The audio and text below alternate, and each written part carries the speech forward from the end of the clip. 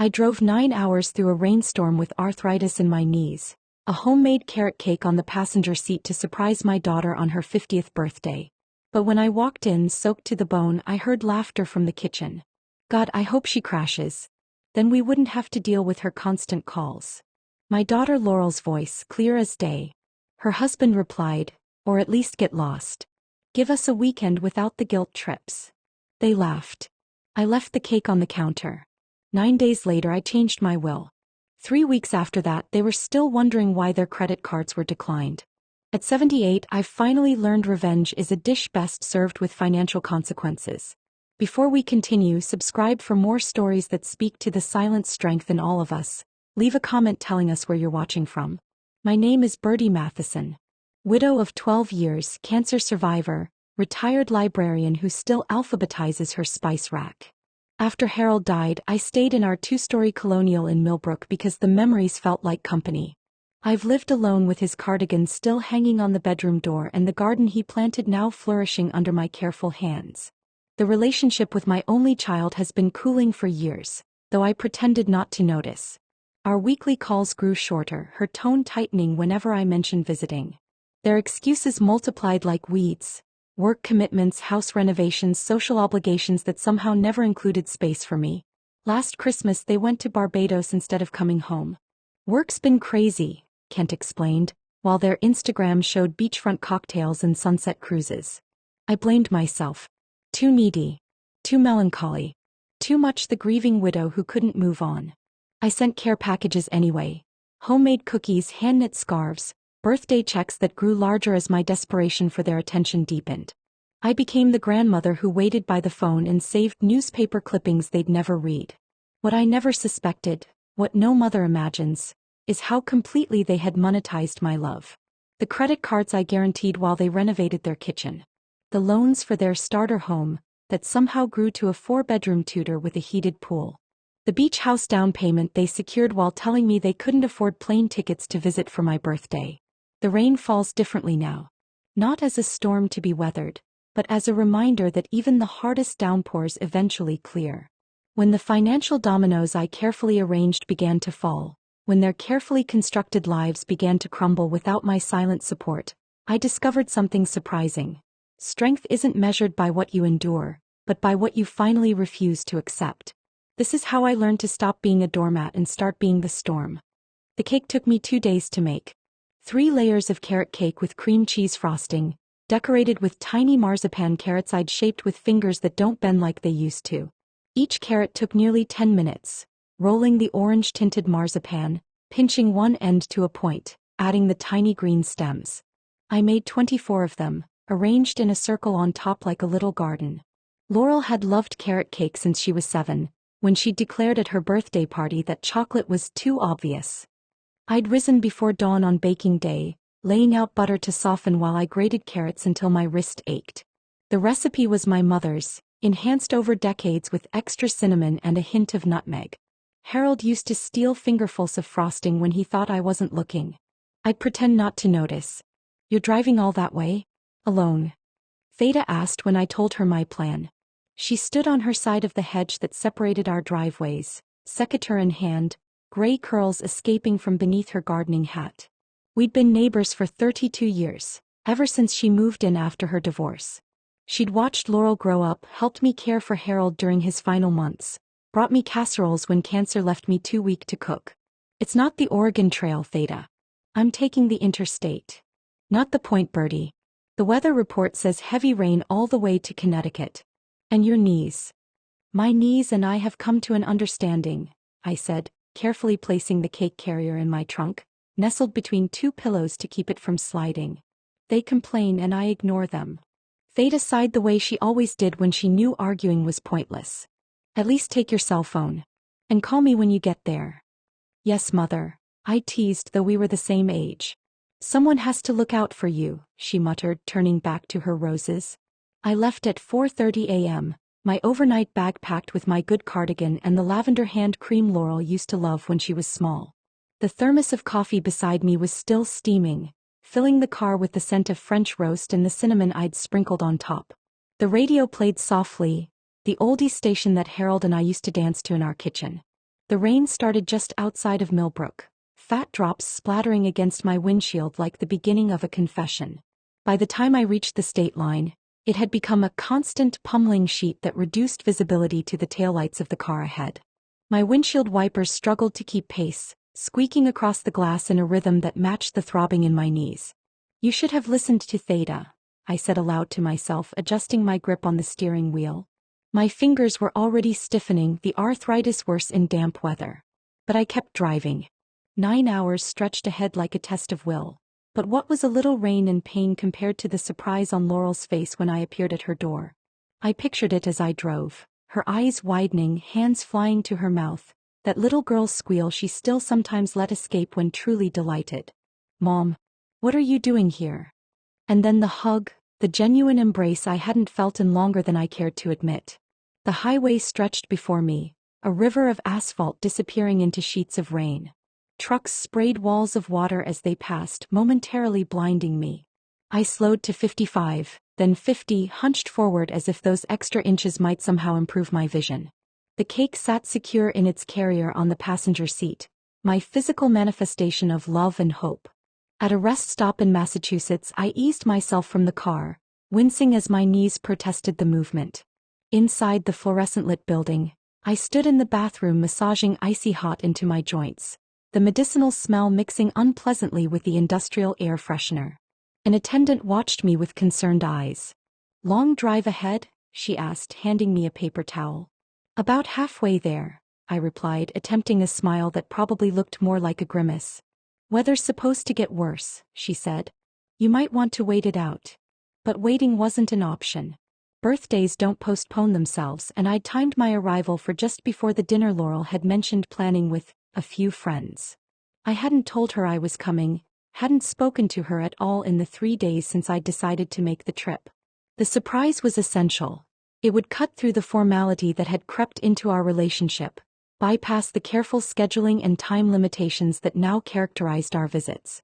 Back on the road, I turned the heat up to combat the chill that had settled in my bones. The dashboard clock read 9:47 a.m. 5 more hours, assuming the weather didn't slow me further. I popped an ibuprofen dry, grimacing at the bitterness. To distract myself from the pain, I let my mind wander to earlier birthdays. Laurel at 6, delight illuminating her face as she unwrapped the dollhouse I'd spent months furnishing with tiny hand-sewn curtains and miniature picture frames filled with family photos. Laurel at 12, blowing out candles on a chocolate cake shaped like a stack of books, her Nancy Drew phase in full swing. Laurel at 16, pretending the necklace I'd saved for months to buy wasn't exactly what she wanted, only to wear it every day for the next 2 years. When had things changed? When had my calls become interruptions, my visits obligations, my existence somewhere between inconvenience and embarrassment? I couldn't pinpoint the exact moment. Perhaps after Harold died, when grief made me needier than I'd ever been. Or when she married Kent, whose family vacation home and country club membership made my modest colonial seem quaint rather than cozy. Or maybe when I got sick and the possibility of having to care for me became a specter hovering over her carefully curated life.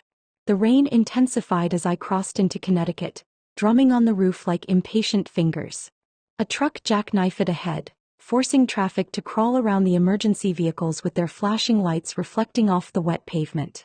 My GPS recalculated, adding 45 minutes to my arrival time. By early afternoon, my body was a symphony of complaints. Lower back spasming, neck stiff, knees radiating pain despite the medication. But determination is its own kind of painkiller. I'd driven through blizzards to get Laurel to dance recitals, navigated flooded roads to reach her college graduation. A little rainstorm and arthritis wouldn't stop me now. The suburbs of Hartford appeared through the rain like a mirage, familiar street names on exit signs offering reassurance that I was nearly there. I checked my reflection in the rearview mirror. Lipstick faded, hair flattened on one side from leaning against the window. No matter. I'd freshen up before I presented myself. As I turned into Laurel's subdivision, the rain lightened briefly as if offering me a moment of clarity. The houses stood proud and separate, each with manicured lawns despite the weather. Laurel's Tudor, the largest on the cul-de-sac, glowed warm against the darkening afternoon. Through the front window I could see movement, shadows passing back and forth. Birthday preparations, I assumed. For a party I hadn't been invited to attend. I parked across the street, not in their driveway, part of the surprise. Carefully, I lifted the cake carrier, checked one last time that the marzipan carrots were intact, and stepped out into the rain. The walk to their front door was only 20 feet, but by the time I reached it, my raincoat was soaked through, water trickling down my neck and into my sensible shoes. I didn't ring the bell. The door was unlocked, as it always was when they were expecting company. Birthday company. Just not me. I stepped into the entryway, water pooling beneath my shoes. The house smelled of rosemary and garlic, something roasting that reminded me of the dinner parties Laurel and Kent hosted for their friends, gatherings I'd stopped being invited to years ago. Their home was a testament to careful curation.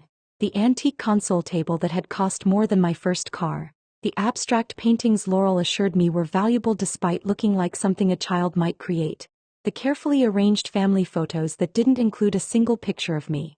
The marble floor of the foyer gleamed beneath recessed lighting, cool and pristine against my wet footprints.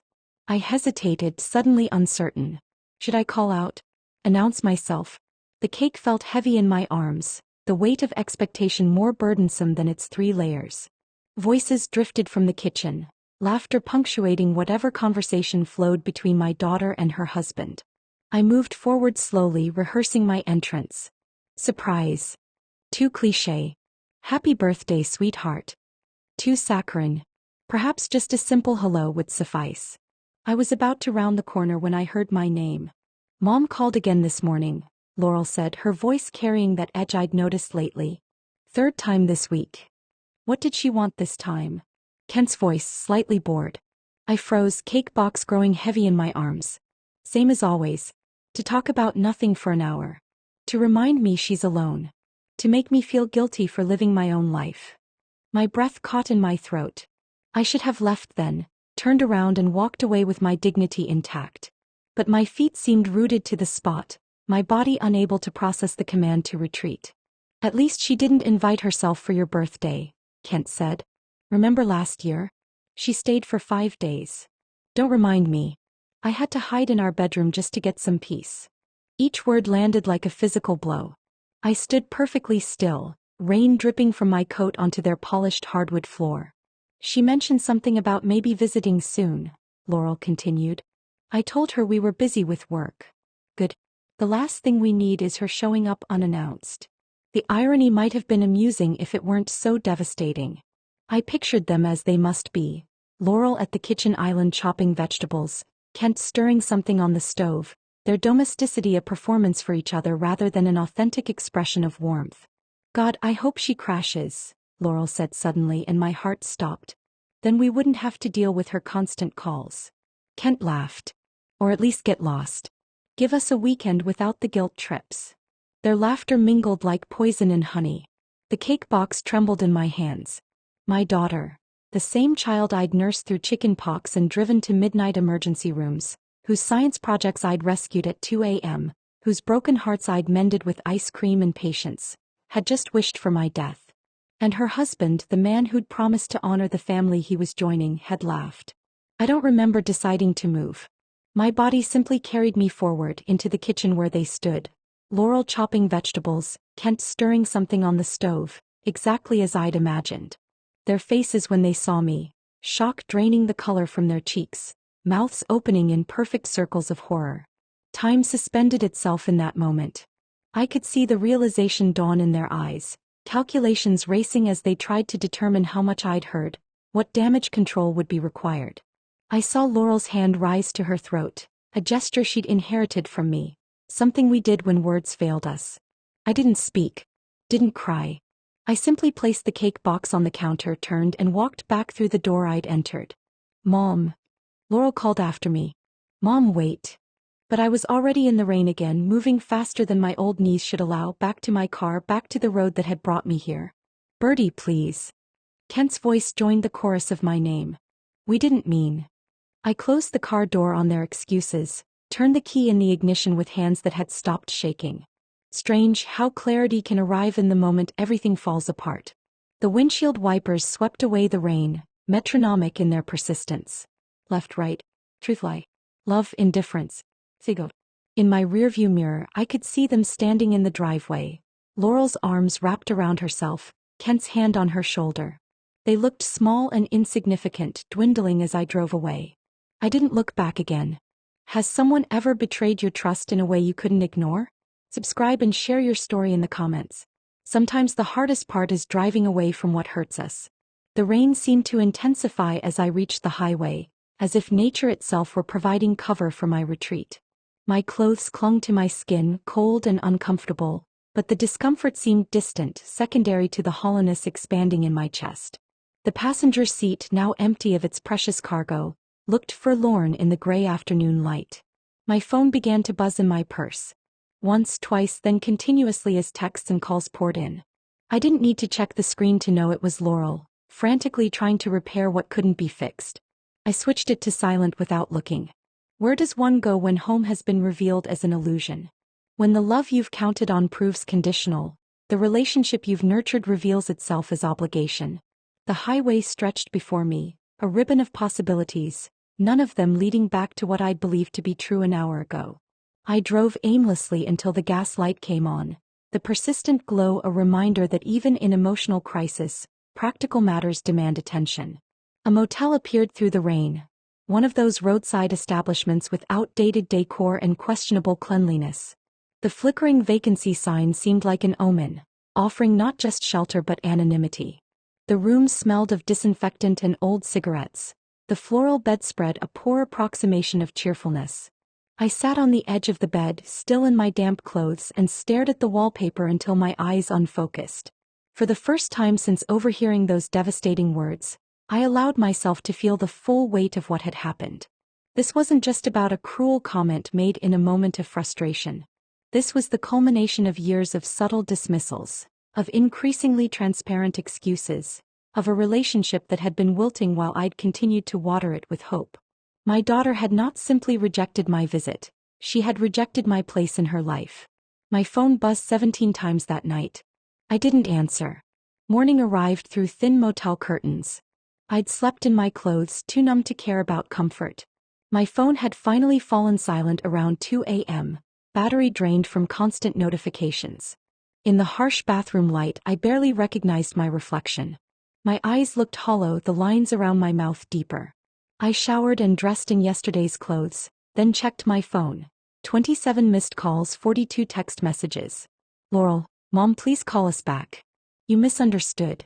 Laurel, we were just joking around. It wasn't about you. Kent, Birdie, please. Let us explain. Laurel, Mom, I'm worried. Where are you? Laurel, this isn't fair. You're scaring me. Kent, at least let us know you're safe. Laurel, if you don't call back, I'm going to have to call the police. The last was a bluff. Laurel wouldn't risk explaining why her elderly mother had fled in distress. I turned the phone face down and considered my options. I could go home, pretend it never happened. I could confront them, demand an apology. Or I could do something entirely different. This wasn't the first disappointment. There had been smaller betrayals I'd ignored. The Christmas they'd cancelled claiming Kent had the flu, then posted Instagram photos from a Vermont ski resort. The weekend visit when my toiletries were moved from the guest bathroom to a closet before their friends arrived.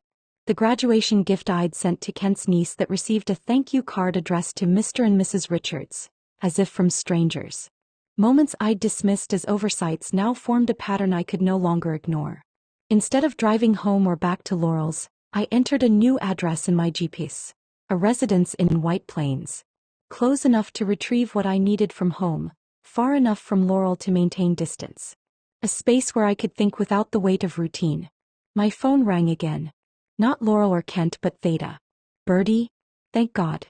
I've been calling since yesterday. Are you all right? Laurel called me, said something happened. I heard them, Theta. I heard my daughter say she hoped I would crash my car and die. Silence for 3 heartbeats.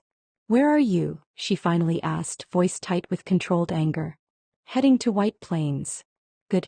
Don't go back there. Come home when you're ready. I've got that bottle of Glenfiddich Harold gave me before he died. I think it's time we opened it. For the first time since walking into Laurel's kitchen, I felt a smile tug at my mouth. Not happiness, it was too soon for that, but recognition of a truth I'd overlooked. I might have lost a daughter, but I wasn't alone. I'll be home in a few days, I said. Keep the scotch cold. That's not how you drink scotch, you heathen, Theda replied, and the normalcy of our banter felt like the first solid ground I'd touched in 24 hours.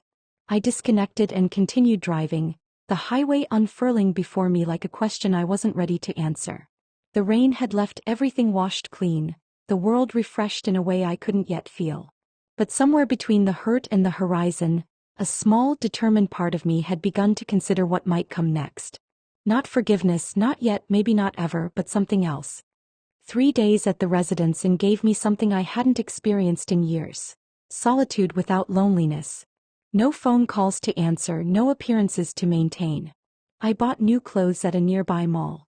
Practical items, nothing like the floral dresses Laurel always suggested would brighten my look. I silenced my phone except for calls from Theda, who provided updates on my house and my cat, Mr. Darcy. You know they came here, right? Theda said during our nightly call. Laurel and Kent. Knocking on your door, then mine when they realized you weren't home. What did you tell them? That you were safe and would contact them when ready. Kent tried that charm thing he does. I'm old, not stupid. On my 4th morning away, I called my bank. I'd like information about accounts where I'm listed as guarantor, I said after verifying my identity. The customer service representative hesitated. Do you mean joint accounts, Mrs. Matheson? No. Accounts where I've provided financial backing. Credit cards, loans, anything where my assets are being used as security. What followed was a revelation more painful than overhearing Laurel's cruel comment. 4 credit cards with limits totaling $75,000, all guaranteed by me. A personal loan for $30,000 taken out 2 years ago. A home equity guarantee on their house. And when were these arrangements made? I asked, voice steady despite my shaking hands. The oldest credit account was opened 8 years ago. The most recent was 6 months ago. 6 months ago, when Laurel had called crying about Kent's business struggles. When I'd offered to send money and she'd refused, saying, "We don't need charity, Mom, just some moral support." What she'd meant was that my signature was more valuable than my sympathy. After the bank, I called Harold's old investment advisor. Mrs. Matheson, what a pleasure. It's been 5 years? At least, I replied. I need a complete accounting of my assets. Everything Harold left, everything I've acquired since. He emailed the summary that afternoon. The Colonial in Millbrook, now worth triple what we'd paid for it. Harold's life insurance, which I'd invested rather than spent. My teacher's pension. Stock holdings that had grown steadily through careful management. Family heirlooms including my mother's sapphire ring and Harold's grandfather's pocket watch collection. In total, just over $1.9 million. Almost enough for the beachfront property in Rhode Island that Laurel and Kent had been saving for, while claiming they couldn't afford plane tickets to visit me for Christmas. The beach house. The final piece clicked into place when I called Kent's mother, Martha, with whom I'd always maintained a cordial if distant relationship. Bertie. How lovely. Are you calling about the beach house? I know Laurel is so excited. The beach house. I kept my voice carefully neutral. The one they're closing on next month. Kent said the loan from his father and I really helped make it happen. Though I understand you're contributing as well. I wasn't. At least not knowingly. But I was beginning to understand exactly what role my financial stability played in their lives. That evening, I sat on the hotel bed surrounded by printouts and notes, constructing a timeline of financial and emotional manipulations so methodical it could only be deliberate. Each withdrawal from my emotional bank account corresponded with a withdrawal from my financial one. Each cancelled visit came with a new request for support. Each dismissal of my place in their lives was accompanied by an expansion of my place in their financial planning. I thought of Harold, how carefully he'd built our security, how proud he'd been to leave me provided for. Take care of Laurel, he'd said in those final days. But don't let her take advantage of your heart.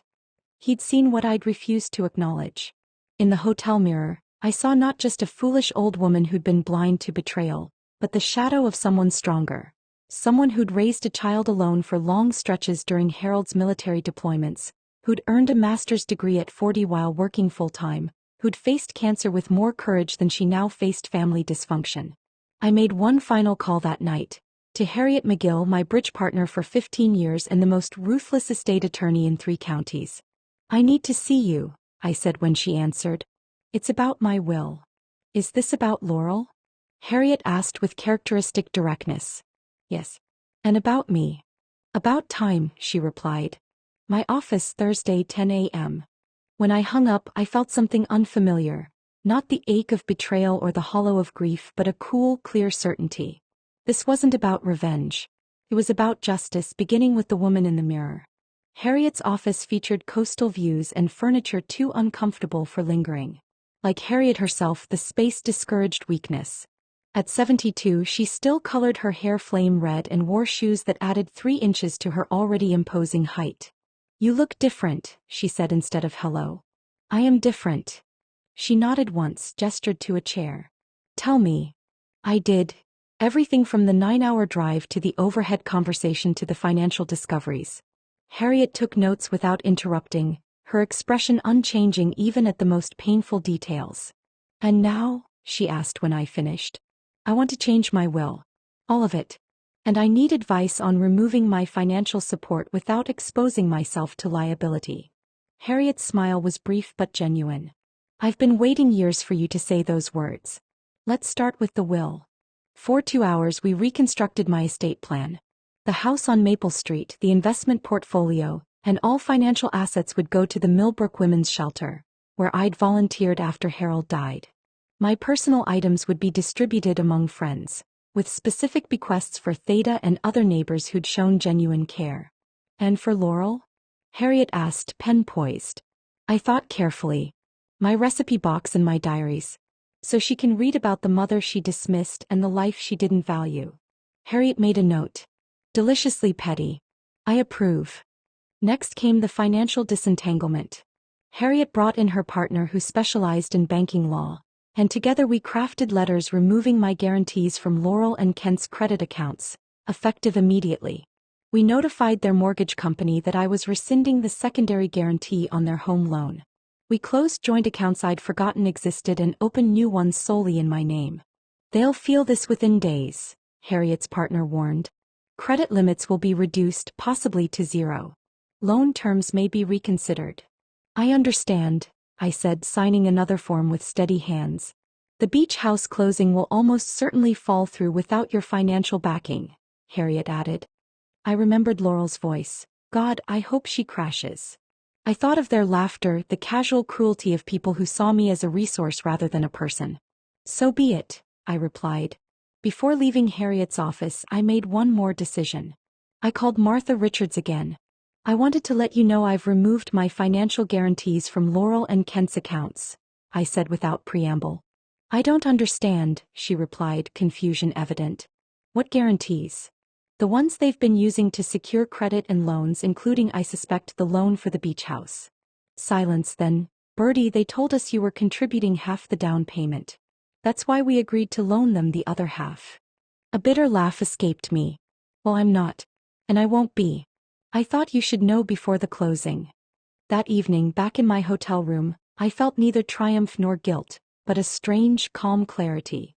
I ordered room service, a luxury I rarely allowed myself, and ate watching the sunset over the White Plains skyline. My phone had been buzzing all afternoon, calls from unknown numbers I suspected were Kent trying different phones to reach me. Finally I answered one. What have you done? Kent's voice, tight with panic rather than concern. Hello, Kent. I'm well, thank you for asking. The bank called. All our credit cards. They're saying the accounts are being restructured because you've removed your guarantee. The mortgage company too. And Martha called about the beach house. Yes, I spoke with her. Interesting that you told your parents I was contributing to the down payment when we never discussed such a thing. It was a misunderstanding, he said quickly. Look, we need to talk about this. Whatever you think you heard that day. I know exactly what I heard. And what I've learned since then makes it clear it wasn't a momentary lapse, but a pattern. Bertie, please. No more, Kent. No more manipulations, no more guarantees. No more financing a life that excludes me except when my credit score is needed. Give Laurel a message from me. The woman she hoped would crash has finally woken up. I hung up and blocked his number. Then I opened my laptop and booked a flight home for the following day. 9 hours of driving had brought me to revelation. A 90-minute flight would carry me toward resolution. As I packed my new clothes into my old suitcase, I felt neither young nor old, neither victorious nor defeated, but something else entirely: free. Free of illusions about my daughter's love. Free of financial entanglements that had bound me to people who wished me harm. Free to rewrite the final chapters of my life without obligation to those who had relinquished any claim to my heart. The rain that had accompanied my journey to Laurel's had given way to clear skies, as if the universe itself approved of my newfound clarity. At 78, I had finally learned that some storms aren't meant to be endured. They're meant to wash away what no longer deserves to stand. Have you ever had to make the difficult choice between peace and family? Subscribe and like if this resonates with you. At what point would you have drawn the line? Comment below and follow through to where the consequences begin. Home felt different when I returned. The familiar rooms of my colonial held the same furniture, the same photographs, the same view of the maple tree Harold had planted when Laurel was born. But I moved through these spaces as someone new, a woman who had finally recognized her own worth. Mr. Darcy greeted me with his usual indifference, then spent the evening on my lap as if to ensure I wouldn't disappear again. Theda brought over the promised scotch and sat with me on the back porch as twilight settled over the garden. "They've been calling me daily," she said, swirling amber liquid in her glass. "Laurel sounds less worried and more angry now." "The financial notifications must have started arriving," I replied. Theda's eyebrows rose. "What exactly did you do?" I told her everything. The changed will, the removed guarantees, the beach house revelation. When I finished, Theda raised her glass in silent toast. "Harold would be proud," she said simply. The first letter arrived 3 days after my return. Thick cream stationery, Laurel's precise handwriting on the envelope. Formal in a way our relationship had never been. "Dear Mom, I don't know what's happening. You won't answer our calls. The bank says our credit limit has been reduced because you're no longer serving as our guarantor. Kent's mother says you called her asking about that loan we took from them last year. Whatever you think you heard that day, you misunderstood. We were joking. It was just dark humor after a stressful week. You know how Kent and I talk sometimes. Please call us. We're worried about you. Love, Laurel." No apology. No acknowledgement. Just gaslighting wrapped in concern, financial panic disguised as filial worry. I folded the letter carefully and placed it in the box where I kept Laurel's childhood drawings, adding this final piece of evidence to the archive of our relationship. That evening, Kent called from yet another new number. "The beach house closing is next Friday," he said without greeting. "The sellers won't extend again. We need the guarantee reinstated by Monday." "Hello, Kent. I'm afraid that won't be possible." "Bertie, be reasonable. This is our dream home. We've been working toward this for years." "Interesting. During those same years, you told me you couldn't afford plane tickets to visit for Christmas." Silence then. "That was different. Travel during the holidays is expensive and $500,000 beach house isn't? Goodbye, Kent." I hung up, feeling neither satisfaction nor remorse, just a quiet certainty that I was finally standing on solid ground. The next week brought escalating desperation. Daily letters from Laurel, each less about reconciliation and more about financial urgency. Voice messages from Kent alternating between charm and thinly veiled accusations. Even calls from their friends, people I'd met briefly at functions where I'd been introduced as Laurel's mom rather than by my name, suddenly concerned about my well-being. Their mortgage company sent a formal letter to my home address, requesting verification of my withdrawal as secondary guarantor. Their credit card companies did the same. The paper trail of their financial house of cards arrived daily in my mailbox, each envelope confirming how thoroughly they had entangled me in their finances without my informed consent. On Wednesday, a text from an unknown number. "Mom, please. We're going to lose the beach house. All that money down the drain. Is that what you want?" I didn't respond, but the message clarified something important. Even now, after everything, Laurel's concern was for the house, not for the relationship. Not once in her messages had she addressed the cruel words I'd overheard, except to dismiss them as a joke I had misunderstood. Friday morning, I met Zoe, Laurel's best friend since college, at a cafe in town. I'd called her, not the other way around. "Thank you for coming," I said as we settled with our coffee. Zoe looked uncomfortable. "Laurel's worried sick about you, Bertie. She says you misunderstood something and now you're punishing her." I smiled. "Did she tell you what I misunderstood?" She said you overheard a private conversation and took it the wrong way. I heard my daughter hope I would crash my car and die, I said calmly. Tell me, Zoe, how should I have taken that? Her eyes widened. She didn't say that. She couldn't have. She did. And her husband laughed. I took a sip of my tea. Did she also tell you they've been using me as a credit guarantor for years? That they borrowed money from Kent's parents for a down payment on a beach house while telling me they couldn't afford to visit for Christmas? Zoe's silence was answer enough. I'm not meeting you to complain, I continued. I'm meeting you to give you this. I slid an envelope across the table. It's an invitation to my 79th birthday party next month. I'd like you to come. Laurel and Kent aren't invited. As Zoe left, visibly shaken, I felt neither vindication nor guilt, just the quiet certainty that truth once spoken creates its own justice. That afternoon I received a text from Martha Richards. The beach house closing has been cancelled. I think you should know they're blaming you to everyone who will listen. I texted back. Thank you for letting me know. I'm sorry they put you in this position. Her response came quickly. Don't be. George and I are beginning to see them more clearly now. We should have listened to you years ago. Perhaps that was the first real victory, not the financial consequences I'd set in motion, but this small acknowledgement that I hadn't been wrong all along. 4 weeks after leaving the cake, I received another call from Laurel. This time I answered.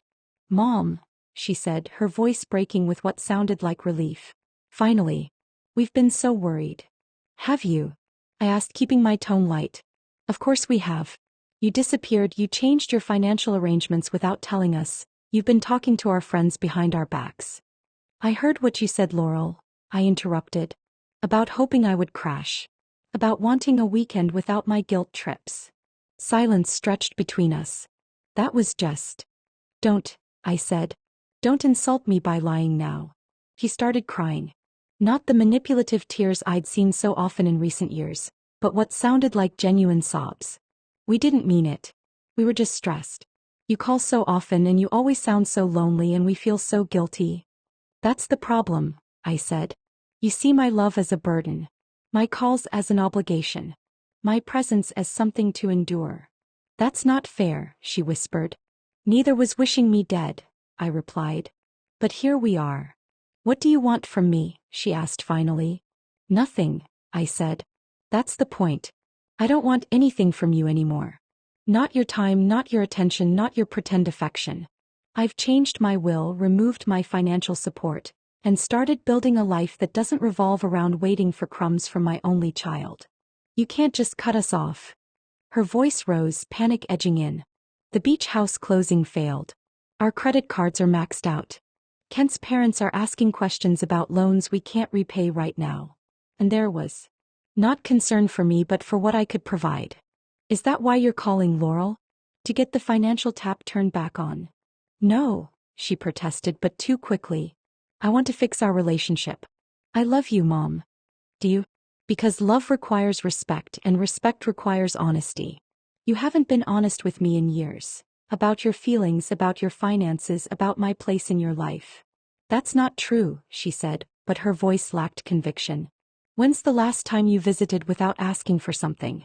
When's the last time you called just to talk, not to manage my expectations or set up some boundary? When's the last time you treated me like a person you value rather than an obligation you manage? Her silence was answer enough. I won't be your bank anymore, Laurel. And I won't be your emotional punching bag either. If you want a relationship with me, it will be on new terms, built on mutual respect, genuine affection, and complete honesty. And if I can't meet these terms? Her voice had hardened, the victim facade slipping. Then we don't have a relationship. It's that simple. You would choose being right over being my mother? After everything you've always said about family coming first. Family does come first, I agreed. But what you and Kent have shown me isn't family. It's exploitation dressed up as obligation. I deserve better. This is about the money, isn't it? She said suddenly. You're punishing us financially because your feelings got hurt. No, Laurel. This is about consequences. For perhaps the first time in your adult life, your actions toward me have real consequences. The financial part is just the most tangible aspect. Kent says you've always been manipulative, she said, a last desperate jab. That you use guilt to control me. I laughed, genuinely amused. Says the man who convinced me to guarantee loans for a beach house you told me you couldn't afford. The irony would be delicious if it weren't so sad. So that's it. 30 years of being my mother, erased because of one comment you overheard. Not erased, Laurel. Transformed. I'm still your mother. I still love the child you were and the woman you could be. But I no longer accept the role you've assigned me, financial security blanket and emotional scapegoat. If you want a relationship with me, you'll need to build it on truth, starting with acknowledging what I heard that day. And if I apologize, if I say I'm sorry for what you heard, will you reinstate the guarantees? Help with the beach house. Even now, she couldn't separate relationship from financial benefit. Even now, an apology was a transaction, not a healing. Goodbye, Laurel, I said softly. When you're ready to talk about us without mentioning money, you know where to find me. I hung up before she could respond, feeling neither triumph nor defeat, but something more profound: peace. For the first time in years, I had spoken my truth without fear of abandonment, because I'd already been abandoned in all the ways that mattered. Outside my window, spring had arrived while I wasn't looking. The maple tree Harold had planted was budding, green promises unfurling toward the sun. Soon it would provide shade for the garden I'd neglected last summer, too busy trying to maintain a relationship that existed only in my hope. This year I would plant tomatoes again. And perhaps something new, blueberries or that asparagus Theta had been encouraging me to try. Plants that take years to establish but, once rooted, produce for decades. At 78 I still had time to grow something lasting. Something real. 6 weeks after the rainstorm, I hosted my birthday party in the garden of my Millbrook home. Not the excessive celebration Laurel had always pushed for. You should rent the country club, Mom. Make it special. But something genuinely reflective of who I am. Theta was there with her infamous potato salad. Harriet came, her flame-red hair visible from 3 houses away. My bridge club, my book group, the women I'd volunteered with at the library. People who had been relegated to the periphery of my life while I centered those who valued me least. And Zoe came, having chosen our honest conversation over decades of friendship with Laurel. She tried to make me choose sides, she admitted as we arranged cucumber sandwiches on my mother's silver platters. Said I was betraying her by coming today. And yet here you are, I observed. Here I am, she agreed. It turns out loyalty has limits, especially when someone expects you to ignore cruelty. We ate carrot cake, not the recipe I'd left on Laurel's counter, but a new one I'd created with ginger and orange zest and a hint of cardamom. I served it on my good china, the set I'd been saving for special occasions, that never seemed important enough to warrant their use. Harriet raised her glass as the evening light turned golden across my lawn. To Bertie, who at 79 has more courage than most people half her age. To new beginnings, Theta added. And to knowing your own worth. I looked around at these faces, some known for decades, others more recent additions to my life, and felt something expand in my chest. This was family chosen and authentic. This was connection based on mutual respect rather than obligation. The text still came from Laurel, less frequent now but no less calculating. Mom, the mortgage company is asking questions. And, Kent's car needs repairs we can't afford right now. And finally, I don't understand why you're punishing us financially for an offhand comment. I didn't respond. Some lessons can only be learned through experience, and Laurel's education in consequences was still ongoing. Instead, I focused on rebuilding the life I'd put on hold while waiting for my daughter's approval. I rejoined the library board I'd left when Laurel suggested it, took too much of my time away from family.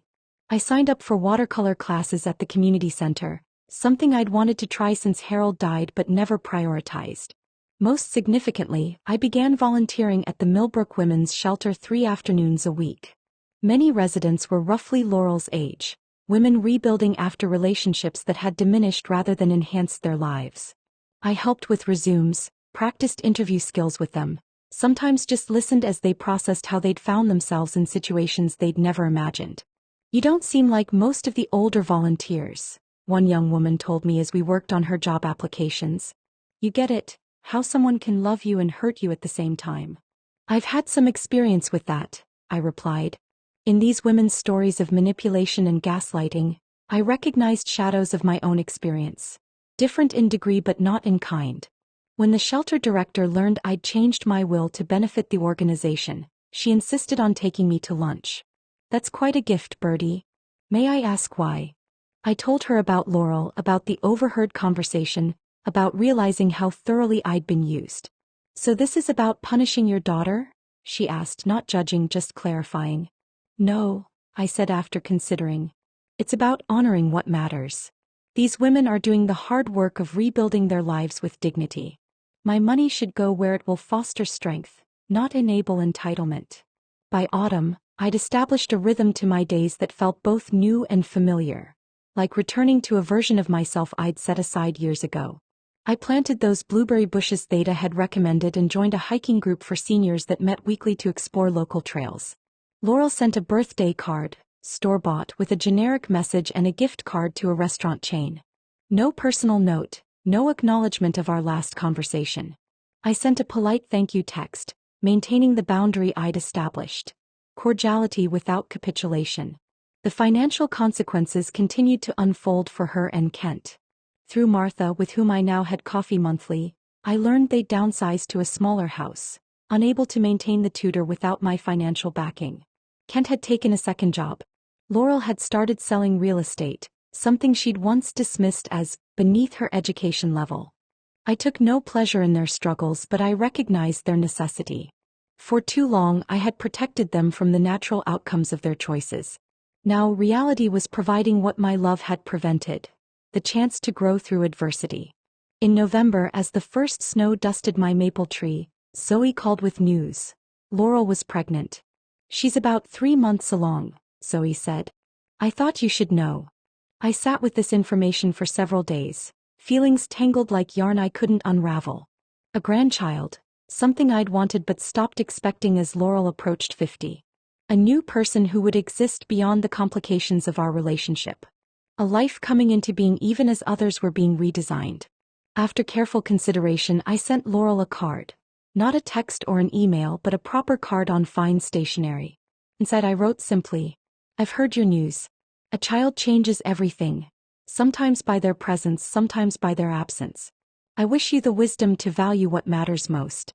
If you ever want to discuss a relationship based on mutual respect rather than financial entanglement, my door remains open. With love. She didn't respond, but I hadn't expected her to.